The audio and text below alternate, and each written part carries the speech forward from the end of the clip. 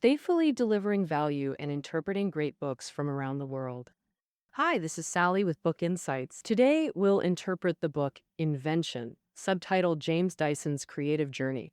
Do you enjoy Dyson products? Feel free to leave comments sharing your thoughts on Dyson's vacuum cleaners and hair dryers. The book we're discussing today is the autobiography of James Dyson, founder of Dyson. Dyson is hailed by British media as the king of British design and one of the world's most innovative entrepreneurs. His inventions like vacuum cleaners and hair dryers revolutionized industry design and are celebrated by consumers as symbols of high quality. How did Dyson's invention journey begin? What did he experience while inventing vacuum cleaners and hair dryers? As an inventor and entrepreneur, what unique perspectives does Dyson have on innovation? This book will answer these questions one by one. The book was first published in 2021, with 12 chapters and 310,000 words. In the book, Dyson starts from his childhood, recounting how he faced setbacks and failures over 50 years of invention, broke through repeatedly, and pioneered an industry-disrupting innovation path. Dyson hopes his life story will inspire young people interested in invention or anyone solving problems. He says, "My story isn't about a smart person. However, I have a drive and dislike following conventions. I love challenging authority and ignore all doubts. At the same time, I'm ready to seek breakthroughs from failure after failure." How did Dyson break through these failures to build his business empire?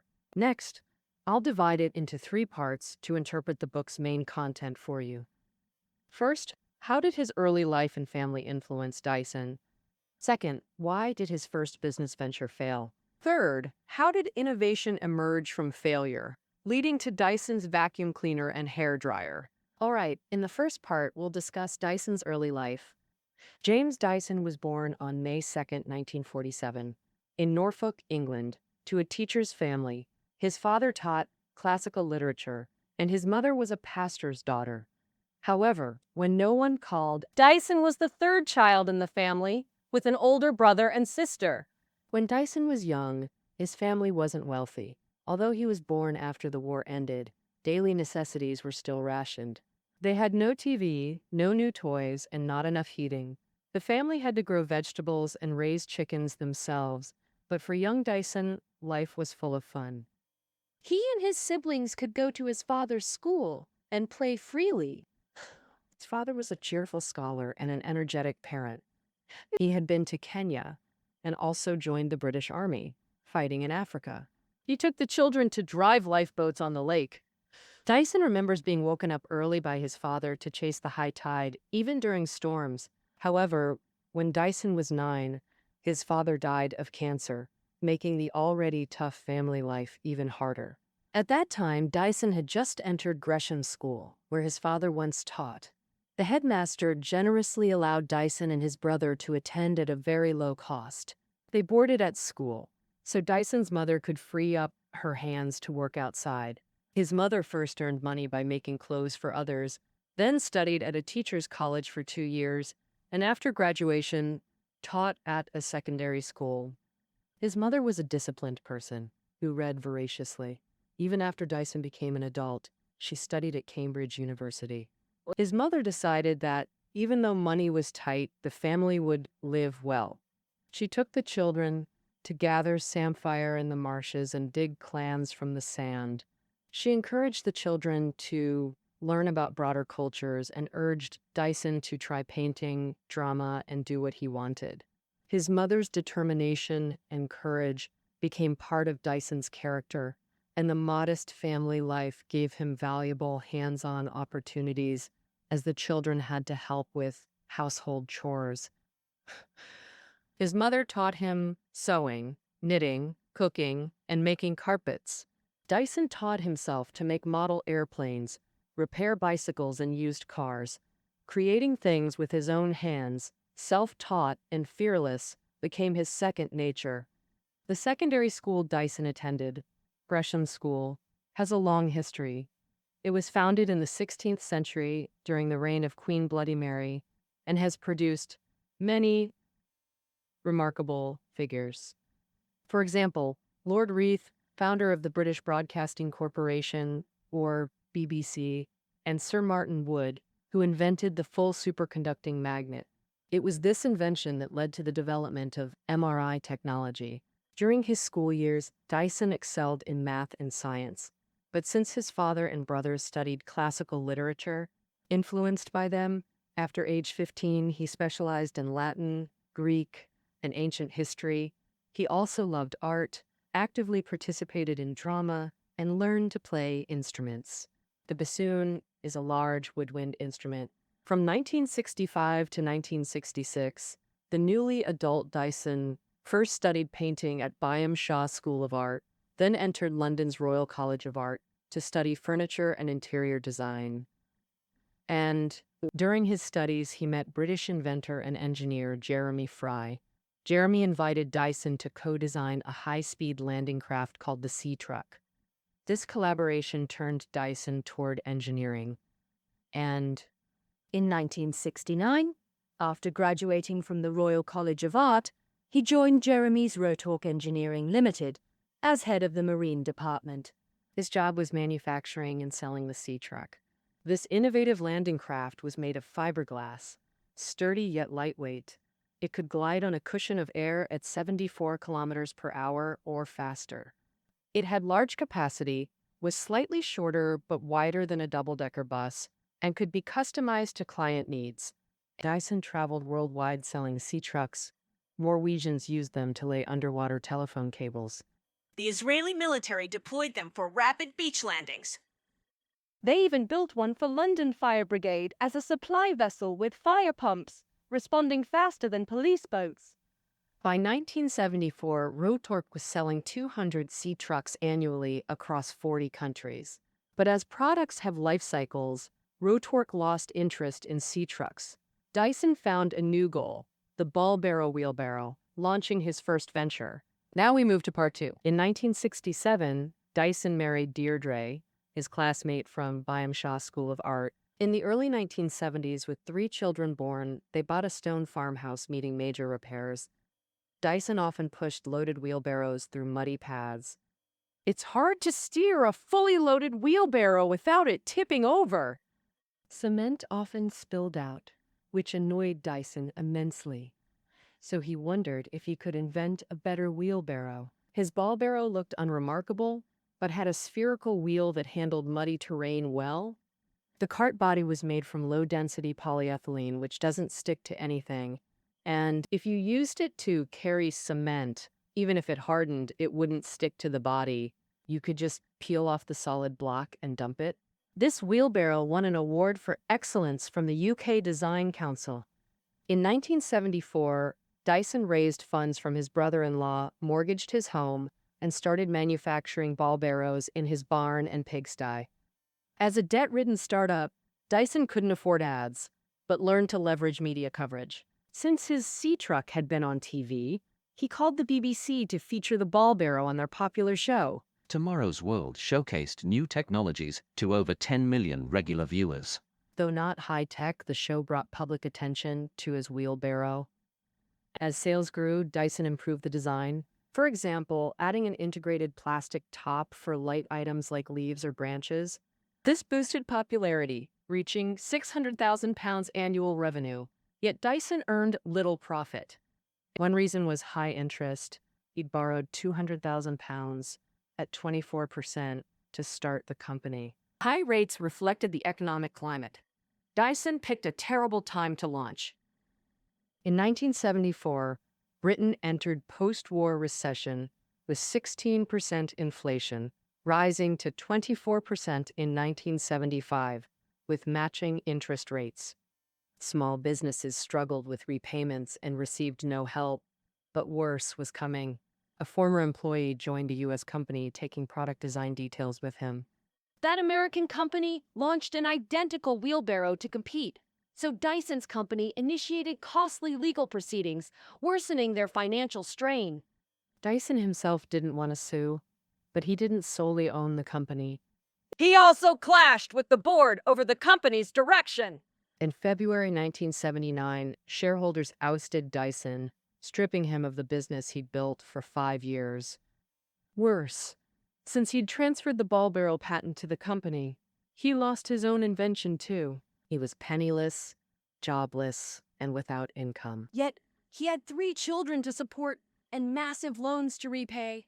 This crushed Dyson, leaving him despondent for years. But it taught him 2 crucial lessons. First, never relinquish your inventions and patents. Second, avoid shareholders and maintain absolute control of your company. Henceforth, Dyson Limited remained a fiercely private family business, never pursuing public listing. Though the Ballbarrow venture failed utterly, it hit a spark of hope. The idea for a revolutionary vacuum cleaner was crystallizing. Now to part 3, how Dyson invented the vacuum. While making Ballbarrows, he bought a new Hoover vacuum that quickly lost section. It only worked again after he drove to buy a dust bag. Dust bags are, as the name suggests, bags inside vacuums that collect dirt. They act as filters, trapping dust while letting air escape through exhaust pores. But once dust enters, those pores slowly clog, reducing airflow. This causes suction and cleaning power to plummet. In Dyson's Hoover, just a tiny coin blocked the exhaust. This reminded him of the 10-meter cyclone separator he'd built at the Ballbarrow factory to solve cloth filter clogs. Back then, while crafting wheelbarrow molds and applying powder coatings, he used a fan to suck spray onto cloth, but it clogged hourly, halting production to shake off buildup.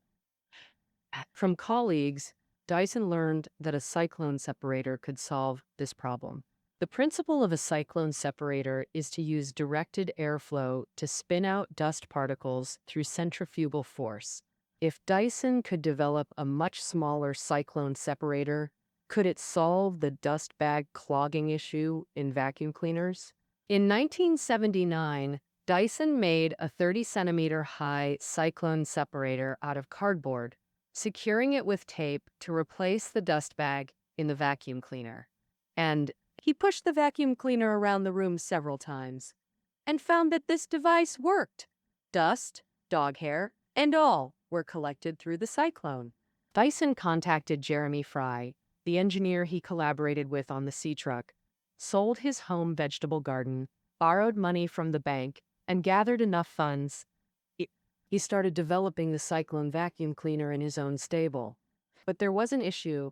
With the technology at the time, it could only suck dust particles about 20 micrometers in diameter, while common household dust is typically 0.5 micrometers or smaller, similar to cigarette smoke. Dyson immersed himself in the world of vacuum prototypes, learning about cyclone technology while constantly improving. Through this process, he learned a crucial principle. Change only one thing at a time and see what difference it makes. People often think innovation comes from sudden inspiration, but such moments are actually very rare. More commonly, you start from a specific setup and make gradual changes, learning what works and what doesn't. This way, you gradually accumulate experience and eventually achieve a breakthrough. Dyson failed a total of 5,126 times in his stable, until the 5,127th attempt, when he finally succeeded in making a working prototype and patented it. His partner Jeremy told Dyson, "We are engineers and designers. We should pitch the idea and let others manufacture the product." So they began seeking manufacturers in the UK and other European and American countries to license them to produce the cyclone vacuum. He visited major companies like Electrolux, Siemens, Philips, but they all refused to produce the cyclone vacuum. In Dyson's view, one key reason established appliance companies weren't interested in cyclone separators was the lucrative dust bag replacement business. Back then, the European dust bag market alone was worth over $500 million. Companies could sleep on their laurels and still make money, so they had no incentive to develop new technologies. Worse yet, Dyson got entangled in another lawsuit. Dyson wrote in his book that after brief cooperation, Amlay terminated their licensing agreement and copied his technology. He fought a 5-year legal battle before reaching a settlement. The lawsuit drained him mentally and financially, pushing him toward bankruptcy. But as one door closed, another opened. A small Japanese company called Apex took interest in his tech. They named the vacuum G-Force, launching it in Japan in 1986 at 250,000 yen, about 2,000 pounds or 16,000 yen today. Available in pink and lavender, both popular in Japan. It sold until 1998. While in Japan, squirrels chewed through water pipes at Dyson's UK home. Water flooded the house like a waterfall, collapsing several ceilings. His wife Deirdre and 3 children slept in the living room for 2 weeks. Throughout Dyson's ventures, Deirdre remained his steadfast support. When they married in 1967, they were penniless, surviving on school grants. In their first 30 years, Deirdre repeatedly backed his decisions, mortgaging their home. Despite risking homelessness if he failed, she believed in his creativity and bet on their future. She endured years of financial hardship for this. While raising 3 kids, she worked as an illustrator and custom rug maker to supplement income. She sewed clothes for the family and grew vegetables in their garden. The Apex partnership proved crucial for Dyson. With royalties and consulting fees from Apex, he founded Dyson Limited, hired staff, and expanded R&D in his stable. By the early 1990s, they developed the best-selling Dyson DC-01 vacuum. Having learned from past mistakes, Dyson decided to manufacture it himself rather than license the design. And this meant he needed more money. But at that time, the UK was experiencing an economic recession, with unemployment reaching 10%. Dyson approached several venture capital firms, but they all rejected him. They felt Dyson was an engineer and designer, not a true businessman, and there were no tax incentives for investing in startups. So Dyson had to mortgage everything to the bank again, borrowing £600,000. And Dyson asked Page, the bank's examiner, why he dared to lend him money under such economic conditions. Page replied that because Dyson had fought a 5-year lawsuit in America, it showed him Dyson's determination. Moreover, Page told his wife that someone was developing a bagless vacuum cleaner. His wife replied, "No dust bag? That's fantastic!" In 1993, the DC-01 vacuum cleaner launched. Despite its high price of £199, 3 times that of most vacuums, it became the best-selling product in the UK market within 18 months. Dyson believed that people recognized the technological advantages of the cyclone vacuum, which offset the operational disadvantages of high production costs and price. By 1995, Dyson appliances achieved good profits. Dyson paid off his loans and saved his house. At this point, the task before him was to question everything, challenge his own work, and continuously launch new vacuums. When innovating, he trusted his intuition, but also listened carefully to user feedback. For example, the DC-01 featured a transparent container. Previously, people told Dyson that no one liked seeing the sucked-out dust, and simple market research supported this. But Dyson and his engineers loved watching the vacuum suck up huge amounts of dirt from filthy environments, and the market proved that people were fascinated by seeing how much grime they'd removed. And for valid feedback, Dyson would carefully accept it and make improvements. For instance, a Japanese magazine pointed out that all vacuums leave a thin layer of dust on the floor. After reading the report, Dyson immediately experimented. He put powder on a black acrylic board and cleaned it with the vacuum, finding that a thin layer remained, which had to be wiped off with a finger or cloth. Dyson and the team realized this was likely due to static electricity clinging the powder, so they added carbon fiber bristles to the vacuum head, a type of bristle often used to clean vinyl records, which dissipates static. While continuously launching new vacuums, Dyson also introduced products like hand dryers, bladeless fans, air purifiers, hair dryers, and more. By 2017, Dyson had sold 100 million products, with many celebrities becoming fans. For example, the late fashion designer Karl Lagerfeld immediately bought one for his beloved cat Choupette when Dyson released their hairdryer. In 2002, Japanese designer Issey Miyake invited Dyson to design the runway show for his Paris Fashion Week collection, where the outfits were inspired by Dyson vacuums.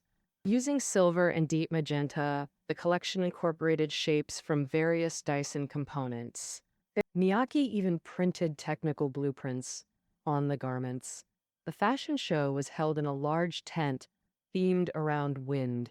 Dyson placed massive industrial blowers outside the tent, channeling air through 1-meter-wide yellow plastic tubes. These tubes resembled giant vacuum hoses that billowed air as models passed by. He also created a 3-meter-wide yellow tube extending to the runway, with models emerging dramatically from it, astonishing the audience. Beyond fashion shows, Dyson's own product launches were equally unconventional. He knew how to market products to make them stand out.